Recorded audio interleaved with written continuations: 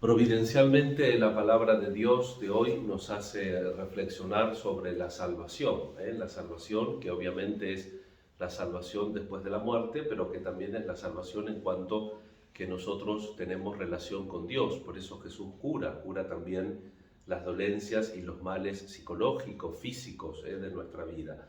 En la primera lectura al profeta Jeremías ya se dio cuenta de que no van a cambiar, tu herida no tiene cura. Menos mal que Dios es especialista, pero las causas segundas van a seguir actuando porque sigue la libertad. Dios no nos obliga, lógicamente no nos obliga a ser malos, pero tampoco nos obliga a ser buenos. Y las acciones tienen sus consecuencias. El que siembra lluvia cosecha tempestades.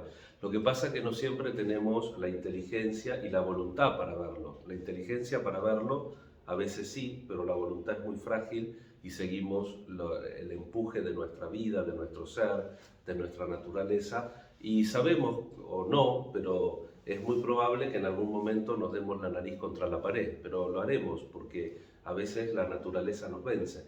Y entonces ante esta realidad, Jeremías recuerda que Dios siempre tiene una esperanza. Es decir, este no tiene cura o esta no tiene cura, para Dios sí. Y por eso, como sabe que sí o sí ya se viene el fin, que no solamente no van a volver los que fueron deportados, sino que van a deportar a todos. El único que técnicamente no va a ser deportado va a ser el profeta, porque muere. Pero Nabucodonosor respeta al profeta y va a decir que lo traten bien. Y entonces ahora comienza esta última parte del libro que vamos a ir meditando, que es el tema del consuelo. Como el pueblo no quiso escuchar, como el pueblo no quiso cambiar, Dios no tiene una palabra definitiva de mal, nunca. Siempre tiene abierta la puerta del bien, y por eso ese mal irremediable que el pueblo se granjeó con todas las de la ley, va a servir para que el Señor lo consuele. Así que vamos a seguir este hermoso libro de Jeremías con el tema del consuelo que Dios ofrece ante esta cerrazón del pueblo, hasta no querer convertirse del pueblo de Dios. Y en el Evangelio también tenemos un caminito de conversión que es lindo que lo veamos, ¿no? Dios que cura, Jesús que cura, que salva, y Jesús que se preocupa de sus apóstoles, los mete en la barca, los manda a la otra orilla, para que no se entusiasmen mucho, porque después de comer pan todos querían hacerlo rey. Entonces él la tenía clara, pero no sabía que los discípulos no la tenían tan clara. Así que no, ustedes déjenme solo, yo despido a la multitud, los metió en la barca, los despachó, él despidió a la multitud y se fue a rezar.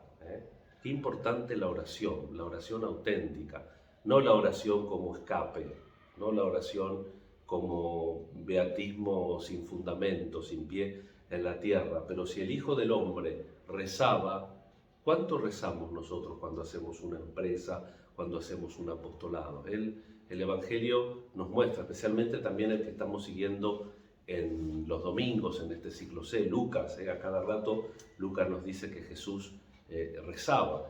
En Mateo ayer vimos que Jesús intentó rezar, la multitud se avivó, lo fue a buscar por el otro lado y ahora finalmente puede rezar. Y cuando termina de rezar va al encuentro de los discípulos, el lago estaba embravecido, él camina sobre las aguas y Pedro, que es cara dura, dice: uy, es un fantasma, bueno, si eres tú, mándame caminar sobre las aguas. Y empieza a caminar, pero en vez de prestar atención en Jesús que lo llamaba, se pone a mirar la violencia de esto, la dificultad de lo otro y se hunde. Lo mismo que en la lección de Jeremías. La libertad, la confianza en Dios, el seguir adelante. También nosotros en la barca de nuestra vida tendremos tormenta, pero ¿dónde focalizamos? ¿Focalizamos en el problema o focalizamos en Dios? Porque si focalizamos en el problema nos va a pasar como Pedro, nos vamos a hundir. Siempre en nuestra vida tenemos que focalizar en Dios para poder continuar, para poder seguir adelante.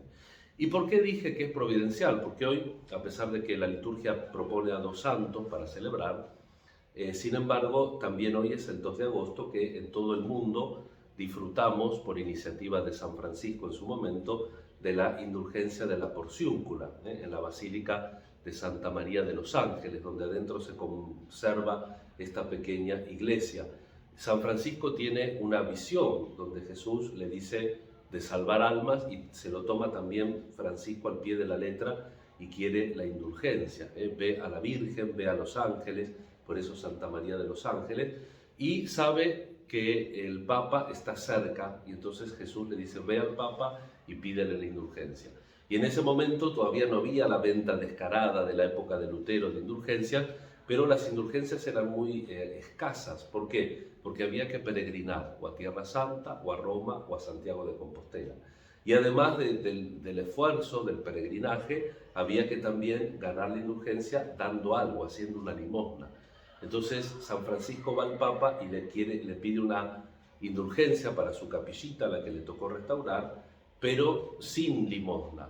Y el Papa le dice, pides mucho. Bueno, ¿y cuántos días? Porque en ese momento se daban por días, ¿no? Es decir, 100 días de penitencia que yo tendría que haber pagado acá por mis pecados, me liberaban del purgatorio. No, no, dice, yo quiero almas, no quiero días, le dice San Francisco. Pero dice, pides mucho. Dice, no, es que no soy yo, me lo pidió el Señor.